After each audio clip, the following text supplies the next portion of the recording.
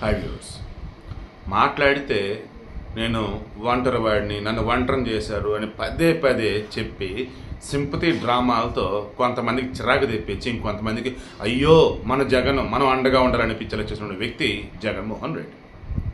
ఇప్పుడు ముద్దగడ పద్మనాభం కుటుంబం విషయానికి కూడా వచ్చినట్టయితే ఆయనేమో నేను జగన్కి సేవకుడిగా ఉంటా, పిఠాపురంలో పవన్ కళ్యాణ్ ఓడించకపోతే నా పేరు పద్మనాభరెడ్డిగా మార్చుకుంటా అని అంటూ ఉంటే వాళ్ళ పిల్లలకే విసుగొచ్చి వాసవి ఆన్లైన్ సర్వీసెస్ మా వద్ద పాస్పోర్ట్ వీసా సర్వీసెస్ కలవు. వీసాలో 99% అప్రూవల్ సక్సెస్ రేట్ ఉంది. Please contact 8019482544. ఏంది నాన్న ఒకప్పుడు ఎంత గొప్పగా ఉన్నావు, ఈ రోజు ఏంది, ఎవరికో సేవకుడిగా ఉండేది అండ్ మోర్ ఓవర్ అన్ని కులాలను కూడా కలుపుకొని పోతూ అందరి దగ్గర కూడా సొంత మనిషిలా ఉంటున్నాడు పవన్ కళ్యాణ్ మీద ఇష్టం మాట్లాడుతున్నావే, ఏంటిది, ఎందుకు నేను ఈ రకం వైసీపీలు మార్చారని చెప్పేసి బాధపడుతూ ముద్రగడ పద్మనాభం కూతురు క్రాంతి ఆమె ఒక వీడియో కూడా రిలీజ్ చేశారు. దెన్ ముద్రగడ పద్మనాభం ఒక కూతురు ఉన్నారని ఆమె పవన్ కళ్యాణ్ అండ్ ఎన్డీఏ కూడా సపోర్ట్ ఇస్తున్నారని వైసీపీ పాలన అంతం అవ్వాలని చెప్పేసి ఆమె బలంగా కోరుకుంటున్నారని అందరికీ అర్థమైంది. దెన్ ఇంకా ముద్రగడ పద్మనాభం వచ్చాయి. అసలు ఆయన వయసు ఎంత అండ్ కన్న కూతురు విషయంలో ఎలా రెస్పాండ్ అవ్వాలంటే కూడా ఆయనకు తెలియలేదా లేదు అన్నప్పుడు పైనుంచి వైసీపీ వాళ్ళ స్క్రిప్ట్ ఎలా ఉందా ఇక మీరు ఆలోచించండి. ఎందుకంటే ఆమె నా కూతురు ఎప్పుడు నా కూతురుగా ఉన్నప్పుడు చూడండి అసలు, మరి ఇప్పుడు నీ కూతురే కదా, కాదు వేరే వాళ్ళ ఇంటి కోడలు. సో నా కూతురుగా ఉన్నంతకాలమే నా ఇది, ఇప్పుడు వేరే వాళ్ళ ఇంటి కోడలు నాకు సంబంధం లేదన్నాడు. ఎంత దారుణం అండి అసలు ఇది.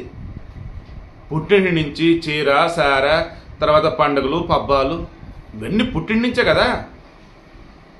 అరే ఒక ఆడపిల్ల పుట్టింది శివైక్కించిందే వరకు పుట్టిలంటే ప్రేమ అనురాగం ఆప్యాయత బంధాలు బంధుత్వాలు ఇవన్నీ ఉంటాయి కదా. ఇవన్నీ వైసీపీలకు పట్టవు. షర్మిలని ఎగ్జాంపుల్ తీసుకోండి. ఒక శుభకార్యానికి చంద్రబాబు గారిని పిలవటానికి వెళ్తే ఆమెను ఏకంగా పసుపు చీర కట్టుకొని వెళ్ళింది, మోకరెళ్ళింది, గబ్బు చేసి పెట్టారు. అండ్ ఆమె ఎప్పుడైతే కాంగ్రెస్ పార్టీలో ఉన్నారో అండ్ ఎప్పుడైతే జగన్మోహన్ రెడ్డి పరిపాలన గురించి మాట్లాడారో ఎవడెవడో చేత్తో గలీజుగా వీడియోలు పెట్టేస్తూ ఉన్నారు.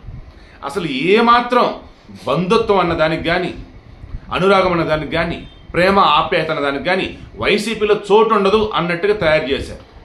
షర్మిల మీద చేసిన వ్యాఖ్యలు అఫ్కోర్స్ సునీతారెడ్డి మీద కూడా పాపం అంతెందుకండి. వైఎస్ వివేకానంద రెడ్డి బ్రతికున్నప్పుడు ఏం మాట్లాడారు, ఆయన చనిపోయిన తర్వాత శవరాజకీయం చేస్తూ ఆయన్ని ఎంత గొప్పగా కీర్తించారు. ఆ తర్వాత ఎప్పుడైతే సిబిఐ ఎంటర్ అయ్యి అవినాష్ రెడ్డి భాస్కర్ రెడ్డి వీళ్ళ ఇన్వాల్వ్మెంట్ ఉందిరా బాబు అని చెప్పేసి అన్నారు. ఇక మొదలెట్టేశారు వివేకానంద రెడ్డి ఆడవాళ్ళు పిచ్చాడు కామాంధుడు అది ఇదంటే పాపం అన్యాయంగా. నాకు కూడా తెలుసు వివేకానంద రెడ్డి పర్సనల్గా మనకి చాలా మంచోడు. సరే ఇంకా వేరే రిలేషన్స్ అంటే వ్యక్తిగతం అది, దానివల్ల అసలు సొసైటీకి ఏమిది ఘోరం పాపం.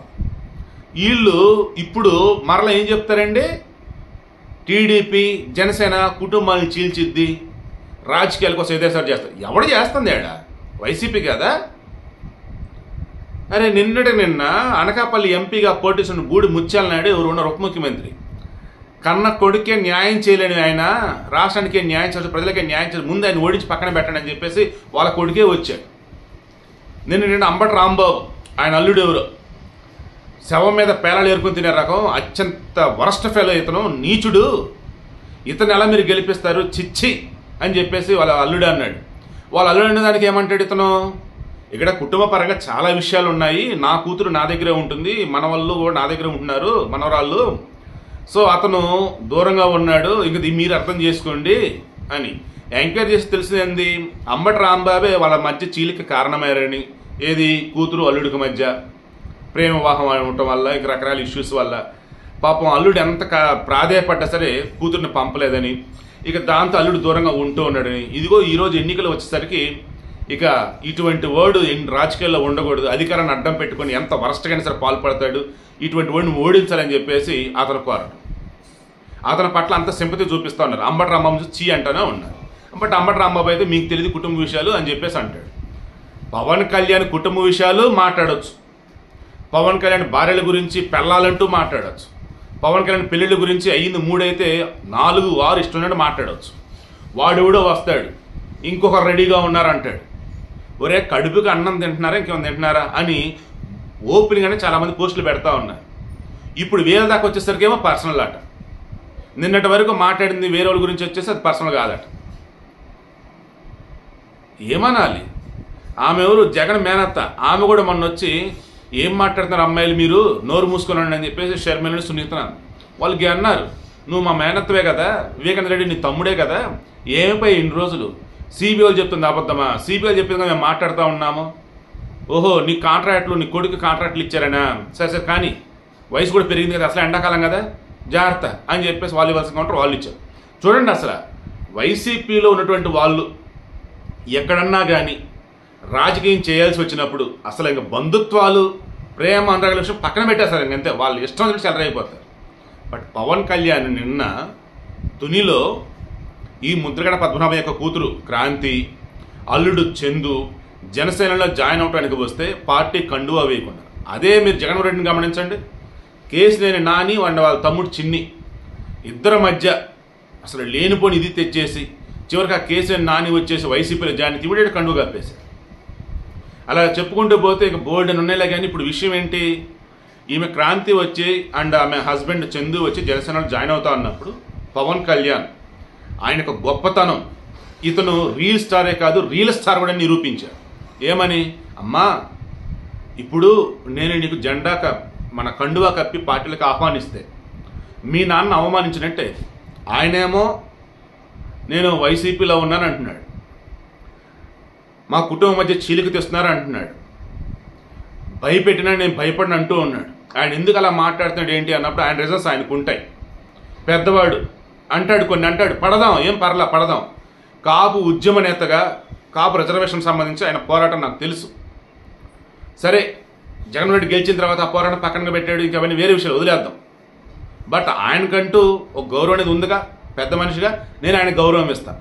ఆయన నాకు గౌరవం ఇవ్వచ్చు ఇవ్వకపోవచ్చు, నన్ను ఎన్నే అనొచ్చు, నేను పడదాం. ఎన్నికల్లో ఖచ్చితంగా కూటమి విజయం ఖాయమని తెలుస్తుంది. సో మెజారిటీ భారీగా ఉండాలి, దానికోసం మనం కష్టపడదాం. వన్స్ ఎన్నికలైన తర్వాత మీ నాన్నగారి దగ్గర నిన్ను తీసుకొని నేనే వెళ్తా, మాట్లాడదాం, చక్కగా అన్ని సమస్య పోతాయి.